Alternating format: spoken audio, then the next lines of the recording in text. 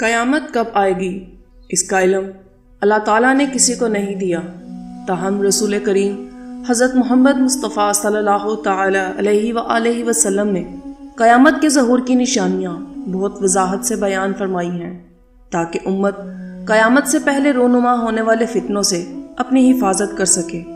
آج ہم جس دور فتن میں سانس لے رہے ہیں، ہم ارد گرد حالات کا جائزہ لیں تو قیامت کی کئی نشانیاں احادیث مبارکہ کے مطابق منوعاً پوری ہوتی نظر آتی ہیں۔ ہر مسلمان کے لیے ان کا جاننا بے حد ضروری ہے۔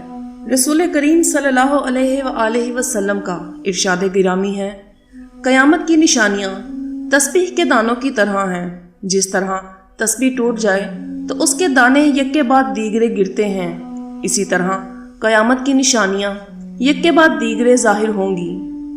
رسول کریم صلی اللہ علیہ وآلہ وسلم نے قیامت کی بہت سی نشانیاں بیان کی ہیں، جس میں سے چند ایک آج اس ویڈیو میں بیان کریں گے، جنہیں سن کر آپ بخوبی اندازہ کر سکیں گے کہ کون سی نشانیاں ماضی بعید میں ظاہر ہو چکی ہیں اور کون سی ظاہر ہو رہی ہیں اور کون سی ابھی ظاہر ہونے والی ہیں۔ رسول کریم صلی اللہ علیہ وآلہ وسلم نے ارشاد فرمایا، لوگوں پر ایسا وقت بھی آئے گا کہ دین پر صبر کی حالت ایسے ہوگی جیسے ہاتھ پر انگارہ رکھنے والے کی ہوتی ہے۔ لوگوں میں سے زیادہ کمینے کا بیٹا دنیا میں سب سے زیادہ خوشحال ہوگا۔ قراء و علماء فاسق اور عبادت گزار جاہل ہوں گے۔ بری باتیں، بد کلامی اور قطع رحمی کی جائے گی۔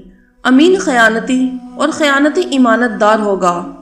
امانت دار کم اور امیر زیادہ ہوں گے۔ چاند معمول سے موٹا ہوگا۔ پہلی رات کا چاند دیکھنے میں دوسری تیسری رات کا معلوم ہوگا۔ بارش بہت زیادہ جبکہ فصلیں کم پیدا ہوں گی۔ نیک لوگ یک کے بعد دیگرے دنیا سے رخصت ہو جائیں گے۔ پرہیزگاری بناوٹی ہوگی اور زہد و تقوی روایتی ہوگا۔ اولاد غلیظ ہوگی، شر پسندوں اور شرارتیوں کی بھرمار ہوگی۔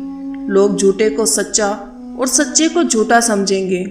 اپنوں کی بجائے بیگانوں سے تعلق بڑھے گا۔ اپنوں سے قطع تعلق اور قطع رحمی کا سلوک ہوگا۔ ہر قبیلے کا سردار منافق ہوگا۔ بازار فاسقوں اور فاجروں سے بھرے ہوں گے۔ قبیلے میں مومن کی حالت بکری کے چھوٹے بچے کی طرح ہوگی جسے ذلیل سمجھا جائے گا۔ مساجد خوبصورت بنائی جائیں گی، ان پر فخر کیا جائے گا۔ ان میں خوبصورت رنگ برنگی محرابیں بنائی جائیں گی۔ مینار بہت زیادہ اونچے ہوں گے، وہ آباد بھی ہوں گے اور دل ویران اور ایمان سے خالی ہوں گے۔ ویران شہروں کو آباد جبکہ آباد کو ویران کیا جائے گا۔ لہو و لعب کے آلات ایجاد ہوں گے۔ شراب کثرت سے پی جائے گی، اسے مختلف شکلوں میں حلال بھی سمجھا جائے گا۔ سود کو تجارت کا نام دے کر حلال قرار دے دیا جائے گا، یعنی ہیلے بہانے سے سود وصول کیا جائے گا، بلکہ اسے ہدیہ کہا جائے گا۔ زکوٰۃ سے تجارت کی جائے گی، یعنی اسے تجارت کو فروغ دینے کے لیے استعمال کیا جائے گا۔ امانت کو غنیمت اور زکوٰۃ کو تاوان سمجھا جائے گا۔ علم دین کے لیے نہیں حاصل کیا جائے گا، بلکہ اس کے مقاصد کچھ اور ہوں گے۔ ریشم پہننے کی کثرت تجارت کا فروغ اور مال کی فراوانی ہوگی۔ مالدار کی تعظیم اس کے مال کی وجہ سے کی جائے گی۔ پولیس اور فوج بہت زیادہ ہوگی۔ بچوں کی حکومت ہوگی۔ بادشاہ ظلم کریں گے۔ ناپ تول میں کمی کی جائے گی۔ شیطان شکل بدل کر انسانی روپ میں لوگوں کے پاس آئے گا اور انہیں جھوٹی باتیں بتائے گا۔ لوگ اس کی باتوں کو آگے پھیلا دیں گے۔ ان میں سے ایک کہے گا، میں نے یہ ایسے آدمی سے سنا ہے جس کی شکل تو میری جانی پہچانی ہے، مگر میں اس کا نام نہیں جانتا۔ حضرت سلیمان علیہ السلام نے جن شیطانوں کو باندھ کر سمندر میں ڈال دیا تھا، وہ باہر نکل آئیں گے۔ وہ لوگوں کو قرآن پڑھ کر سنائیں گے۔ در پردہ مقاصد کچھ اور ہوں گے۔ جب تمہارے بروں میں برے کام پائے جائیں گے، ملک کی باغ دور چھوٹوں کے ہاتھ میں آ جائے گی۔ تمہارے رذیل لوگوں میں علم اور اچھے لوگوں میں منافقت آ جائے گی۔ موت میری امت کے نیک لوگوں کو صاف کر دے گی، یعنی لقمہ اجل بنا لے گی۔ جب لوگ اپنے محلات یعنی بہترین گھروں پر فخر محسوس کریں گے تو قیامت کا انتظار کرو۔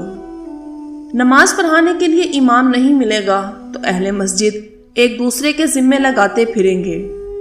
تم امام کو قتل کرو گے، آپس میں ایک دوسرے کے ساتھ تلواروں سے جنگ کرو گے، اور تمہارے بدترین لوگ تمہاری دنیا کے وارث ہوں گے۔ علم چھوٹوں سے طلب کیا جائے گا۔ آدمی اپنے بھائی کو قتل کرے گا مگر اسے معلوم نہ ہوگا کہ کیوں قتل کر رہا ہے۔ ہر شے کا مالک ایسا آدمی ہوگا جو اس کا اہل نہیں ہوگا۔ کمینے کو قوت دی جائے گی اور بلند قدر کو گھٹا دیا جائے گا۔ تمہارے ممبروں کے خطیب زیادہ ہوں گے اور علم کا جھکاؤ عمراء کی جانب ہوگا۔ وہ ان کے لیے حرام کو حلال اور حلال کو حرام قرار دیں گے۔ فتوے بھی ان عمراء کی خواہش کے مطابق دیے جائیں گے۔ علماء اس لیے پڑھیں گے کہ مال کمائیں اور تم لوگ قرآن کو تجارت بنا لو گے۔ امت اس وقت تک شریعت پر قائم رہے گی جب تک یہ 3 چیزیں ظاہر نہ ہو جائیں گی۔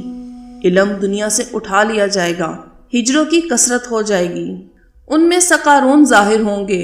عرض کی گئی کہ سقارون کون ہیں؟ تو آپ صلی اللہ علیہ وآلہ وسلم نے فرمایا کہ وہ لوگ آخری زمانے میں ہوں گے جو ملاقات کے وقت ایک دوسرے پر لعنت کریں گے اور السلام علیکم کی بجائے گالی گلوچ بکیں گے۔ کتاب اللہ کو بیکار کر دیا جائے گا، یعنی اس پر عمل نہیں کیا جائے گا۔ اسلام غریب ہو جائے گا، لوگوں کے درمیان کینہ و بغض عام ہو جائے گا۔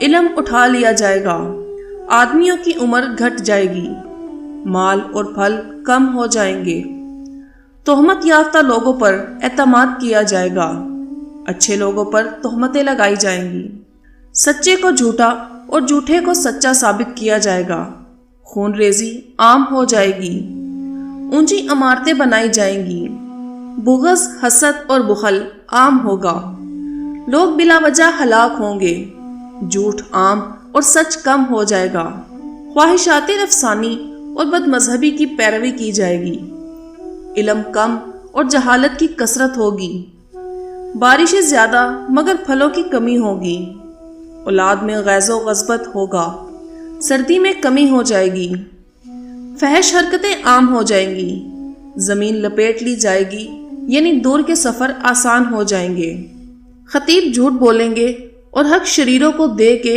ان کی تصدیق کریں گے، پھر اس پر رضامندی ظاہر کریں گے۔ ایسے لوگ جنت کی خوشبو نہ سونگیں گے۔ ایک ایسی قوم پیدا ہوگی جو اپنی زبانوں سے ایسے کھائیں گے جس طرح گائے کھاتی ہے۔ لوگ جانوروں کی طرح راستوں پر عورتوں سے زنا کریں گے۔ لوگ دین میں ماں باپ کے خلاف ہو جائیں گے۔ 3 چیزوں کی کمی ہو جائے گی: حلال مال، نفع دینے والا علم، اخوت فی سبیل اللہ۔ آدمی مسجد میں سے گزرے گا مگر 2 رکعت نہیں پڑھے گا۔ مساجد میں دنیاوی امور کی باتیں ہوں گی، تم ان کے پاس نہ بیٹھو، اللہ تعالیٰ کو ان کی کوئی ضرورت نہیں۔ عنقریب تم وہ مکان نہیں پاؤ گے جو تمہیں چھپاتے تھے، یعنی جن میں تم رہتے تھے وہ زلزلوں وغیرہ میں تباہ ہو جائیں گے۔ بازار سمٹ جائیں گے، یعنی لوگ منافع کی کمی کی شکایت کریں گے۔ ولد الحرام بچوں کی کثرت ہوگی، مسجدوں سے آوازیں اٹھیں گی اور برے لوگ ظاہر ہوں گے اور تعمیرات کی کثرت ہوگی۔ آخری زمانے میں لوگ سواریوں پر مسجدوں میں جائیں گے، عورتیں لباس پہنے ہوئے ننگی ہوں گی، ان کے سر کمزور عربی اونٹ جیسے ہوں گے، ان پر لعنت کرو کیونکہ یہ ملعون عورتیں ہیں۔